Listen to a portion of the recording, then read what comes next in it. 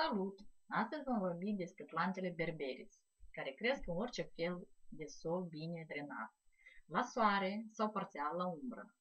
Speciile cu frunze mereu verzi, ca în video meu, trebuie plantate în septembrie-octombrie sau martie-aprilie.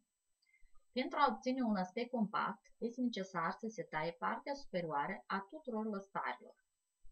Dacă, de exemplu, se cultivă izolat, cum vedeți și la mine, nu este necesară o tăiere regulată. Trebuie doar tăiate tulpinile îmbătrânite la nivelul solului sau al unei ramuri noi. Toate plantele berberis pot fi reproduse ușor prin semințe. Operația trebuie făcută direct în aer liber, primăvara sau toamna.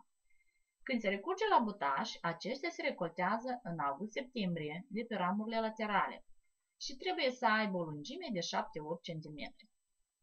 Se plantează într-un mestec de turbă și nisip în părți egale, iar în primăvara următoare se transferă într-o pepinieră în aer liber, unde vor rămâne un an-doi înainte de plantare definitivă.